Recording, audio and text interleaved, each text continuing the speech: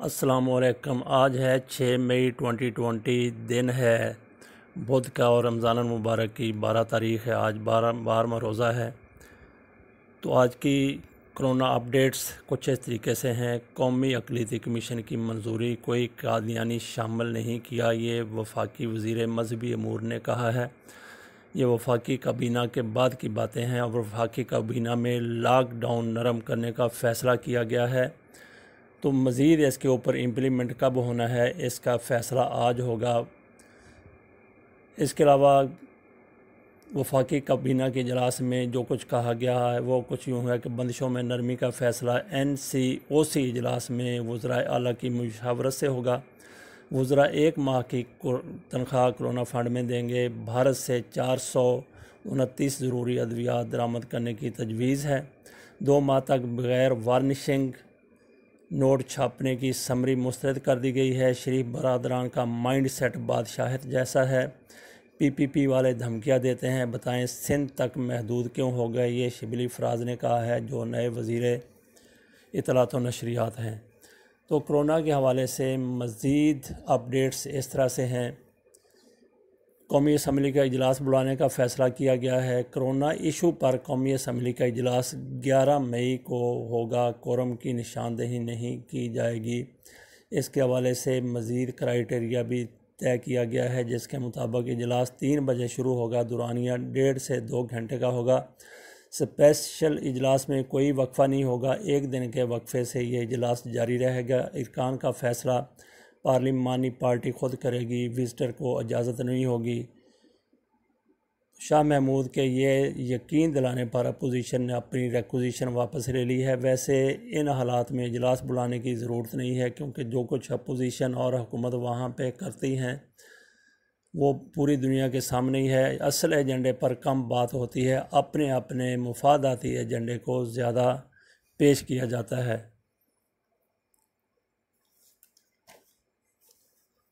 दीगर अपडेट्स कुछ इस तरीके से हैं। कोरोना से पाकिस्तान में मज़ीद 23 अफराद जाँ बहक हो गए हैं। 785 नए केसेस सामने आए हैं। आलमी हलाकतें 2,52,000 हो गई।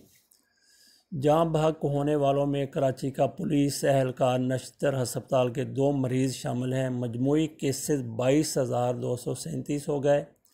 कतर से पेशावर आने वाली परवाज़ के 54 मुसाफिरों का टेस्ट मुस्बत आया। 2 रोज़ कबल अबू धाबी से ऐसी परवाज़ आई थी जिसमें 200 से ज़ायद मुसाफिर थे। उनमें से 100 का टेस्ट पॉजिटिव आया था। अब तक अमेरिका में सबसे ज़्यादा 70,000 हलाकतें हो चुकी हैं। ट्रंप कहते हैं कि 1 लाख हलाकतों का खदशा है। इटली में 29,000, स्पेन में 25,478, फ्रांस में 25,200, बरतानिया में 32,000 लोग जान से गुजर चुके हैं। चीन में पिछले 31 दिन से कोई नया केस सामने नहीं आया। कोरोना के हवाले ही से अमेरिका से आफिया सिद्दीकी के बारे में ख़बर है। कोरोना के बायस अमेरिकी हुक्काम ने आफिया सिद्दीकी से मुलाकात मुअत्तल कर दी। गोया इससे कबल मुलाकातें आफिया सिद्दीकी से पाकिस्तानियों की या उनके अजीज़ों की होती रही हैं। कौंसल जनरल जेल से राब्ते में हैं। आफिया वीडियो पर बात नहीं करना चाहती, ये कहा गया है। पाकिस्तानी हुकाम की तरफ से रिहाई का मामला कई बार अमेरिका के साथ उठाया। सिंध हाई कोर्ट में ये जवाब दाखिल कराया गया है हुकूमत की तरफ से।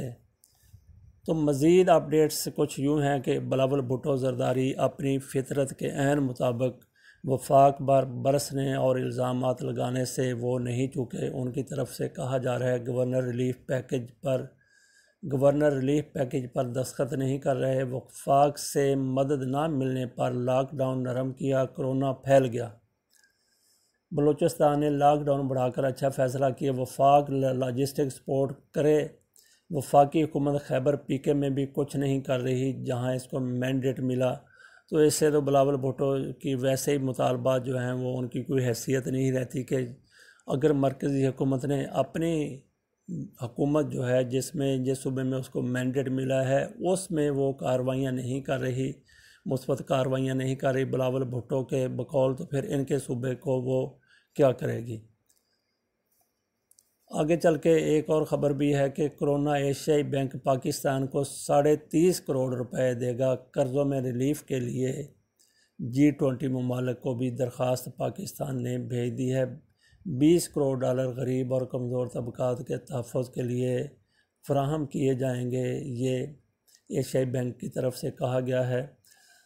تو عبدالرزاق داور جو مشیر تجارت ہیں، ان کی طرف سے کہا گیا کرونا کے باعث کئی کاروبار بند ہونے کے دہانے پر ہیں، میک اپ پاکستان پالیسی بڑھانا ہوگی۔ تو دوسری طرف تاجروں کی طرف سے بھی فوری طور پہ کاروبار کھولنے پر زور دیا گیا ہے۔ دوسری طرف حکومت جہاں پہ کچھ کاروبار کھول رہی ہے، وہیں پہ PMA پاکستان میڈیکل ایسوسی ایشن کی طرف سے کہا گیا ہے کرونا بڑھ رہا ہے، لاک ڈاؤن مزید بڑھایا جائے، مریضوں کو گھروں میں آئسولیٹ کرنے کی پالیسی لاگو، تمام ہسپتالوں میں وارڈ بنانے کی بجائے مخصوص ہسپتالوں کو کرونا کے لیے مختص کیا جائے، بینکوں کے باہر لائنیں ختم، ٹریفک چالان آن لائن جمع کرائے جائیں، تاجر آن لائن بزنس کریں۔ یہ ڈاکٹروں کی طرف سے، ڈاکٹر رہنماؤں کی طرف سے، جو ان کی تنظیم ہے ان کی طرف سے یہ پریس کانفرنس کی گئی ہے۔ تو بہرحال صورتحال ابھی نارمل ہوتی نظر نہیں آ رہی۔ اللہ تعالیٰ اقوام عالم کو، عالم اسلام کو، پاکستان کو، ہمارے شہروں بستیوں اور ہمارے گھروں کو کرونا کے وبا سے نجات دلائے، آمین۔ اللہ حافظ۔